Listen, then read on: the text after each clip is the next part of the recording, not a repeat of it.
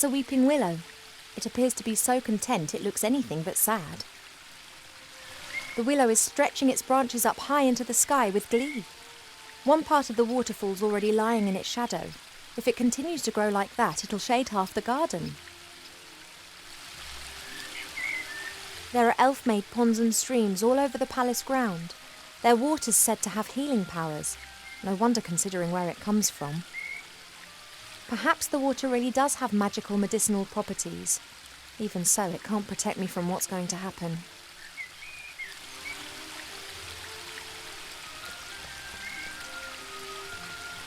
There are reeds and water lilies growing in the pond. Naturally, they were planted there. They don't grow in the wild so high up the mountains.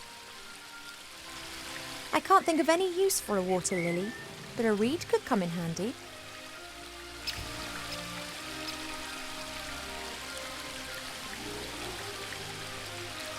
The spring brook emerges up there. It's still small here, but it becomes one of the largest and most important rivers in the woodland realm. That leads up to the throne room. Mother will be conducting the affairs of state with an iron will, whilst Pa leans against the tree of life, probably sleeping.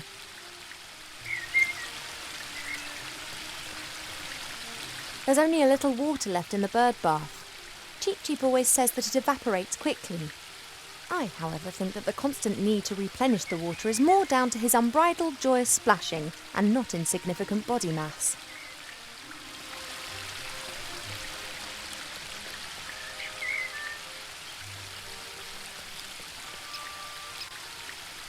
A fairly small, unattractive tree. Huh! I'd like to see how attractive you'd look if someone disturbed you on the pot in the morning. You mean... Anyway, what can I do for you, my little beauty? The garden always looks fantastic, Arbor. Thank you. It's a girt load of work. People always think elf gardens are fabulous by their very nature. But you need a mighty good gardener. You have got green fingers. Ah, that's just moss, my dear. Happens if you spend all day grubbing around in the earth and don't wash your hands properly in the evenings. You tree shepherds do a great job. Tree shepherds? The trees just stand there. What do they need a shepherd? However, I quite fancy one of those shepherd dogs. Hey, Rex, do you want to be my shepherd dog? Nah, my darling, I'm a gardener. Nothing more, nothing less. Mother put me on a diet this morning so that I'll look perfect for my wedding. Oh, everything has to be perfect for her. No such thing in nature, of course. Or rather, everything is perfect if you just let nature run its course. You tell that to Mother. I have, many times.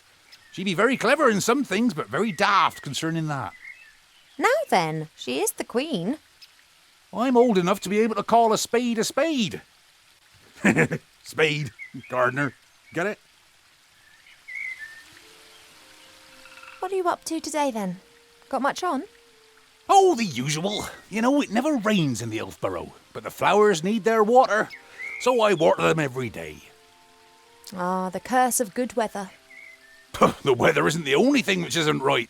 I've been here 30 years, and for 30 years we've had autumn. Time passes differently in the Elfborough. Slower. Well, that's why everyone grows to be ancient here, obviously. But if we had a bit of normal weather in the usual seasons, there'd be a lot more variety here. You and Father, you get along well, don't you? Ah, no one understands more about nature than him, that's for sure. But I don't often ask him for help. Thinking has never got a field dug, if you get my drift. He's just more of a theorist. Ah, the mud on your feet, the smell of fresh earth, all that joy and life. And he's missing out on the lot by just sitting around up there and doing nubbit. I have to get on. Yep, got a bit to do myself. I just don't know what's wrong with that plant over there.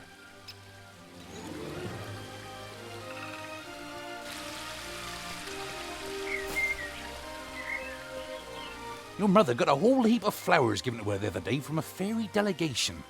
All of them took good and strong, just not that one. Perhaps it needs a special type of soil or something. Well, anything's possible. If I don't think of something soon, I'll have to ask your father. He can have a little chat with her and she might tell him what's up. If you're going in, it'd be nice if you didn't tell my mother that you saw me out here. Oh, you playing hooky again? My lips are sealed. I don't know the names of all the plants in the garden. Grandmother knows them all, which is probably down to the fact that it was her that gave many of the plants their names a few thousand years ago. Shite beerwood, sweat tea, dodder flower, fat hen, bistort, stink root. We no longer invite her to family gatherings.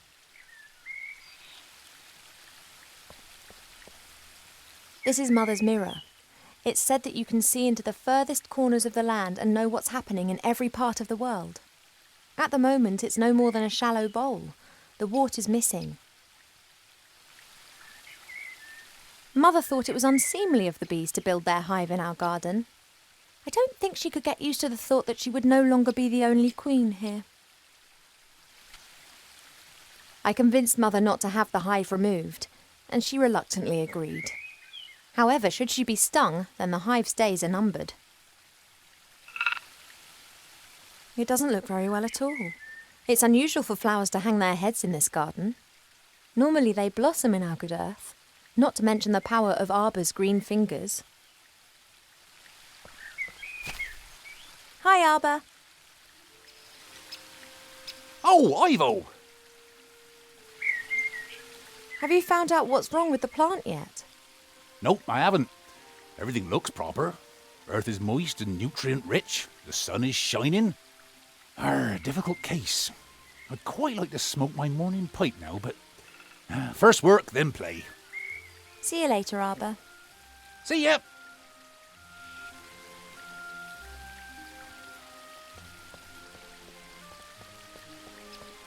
A handy smooth stone, Arbour's sheepdog.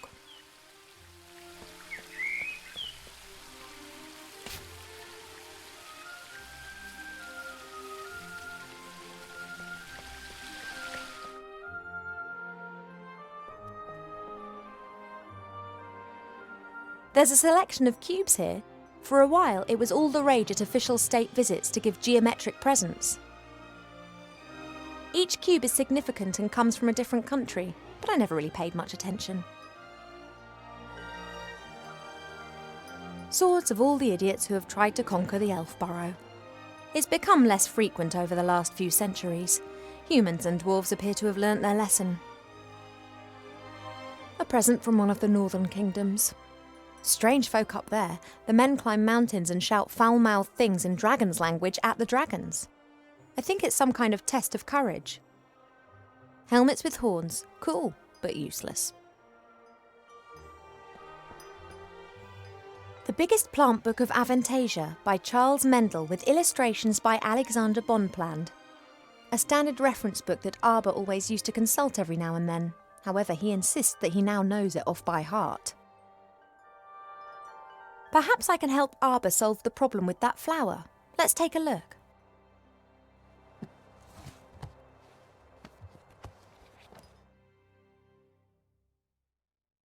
Giant beans, also known as magic beans, are very rare. They are the fastest growing plant variety known. Because of the beans' high costs, they are almost exclusively used by the military, for instance, in storming high-walled castles. Killer tomatoes are the most devious of the meat-eating plants. Disguised as tomatoes, they hunt on allotments for defenceless humans. This plant reminds me of the one that Arbour's having problems with at the moment. Love lily. The love lily enters into an enduring relationship with another plant very early in its life, which frequently lasts its lifetime. If the partner plant dies, then the love lily does not normally survive the separation. Mandrake should only be cultivated by experienced gardeners. The cry of the baby mandrake can kill anyone within 20 metres instantaneously. The tree of wrath bears fruit several times a year. These grapes of wrath are bad-tempered beasts that can lay whole areas to rack and ruin. Steel magnolias look like normal magnolias, but are some of the toughest plants on earth. They can be softened using tragic women's stories and subsequently may be picked. Guard plants, Vigilia ordriensis, belong to the oldest domesticated plants of humankind. They have been especially valued in times of famine as they do not require as much food as, for instance, dogs. They can sometimes develop an unhealthy taste for blood. Baritones. The wood of intelligent apple trees is often used for the equally intelligent and beautifully shaped living accessories of all types. For a long time, botanists thought that it may be possible to find other intelligent fruit varieties. So far, the search has proved fruitless.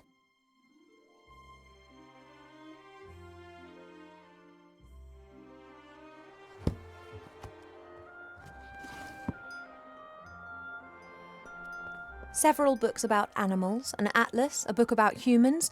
Actually, more of a brochure. And what's this? Fishing for the moderately talented. Goldsmithing, masonry, and a book about carpentry. Like all books in this library, it's a guest present. The logic behind this must be, those elves, they have so many beautiful statues and items of wood. They'll be really interested in this. Why don't we present them with a book about it? What they don't realise, though, is that if we're interested in a subject, then we'll already know pretty much all there is to know about the matter, and the book's of no use to us whatsoever.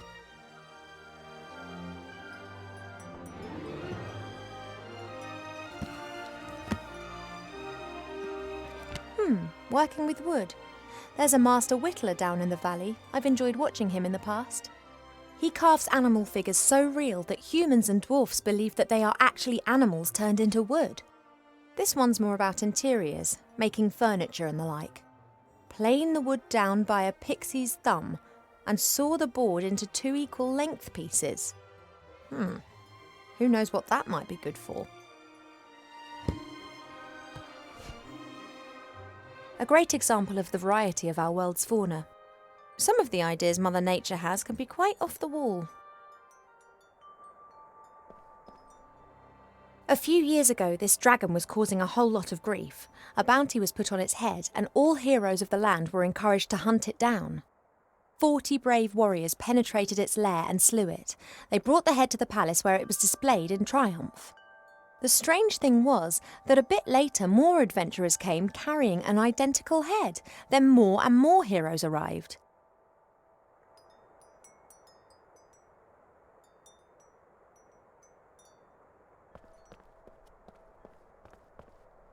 What have we got here then? Aha! Ah! Almanac of Elf Medicine. That's what I've been looking for. Ow! Be careful, if you please. A speaking book? An ill elf? Ill elf? So I look ill. What's wrong with me?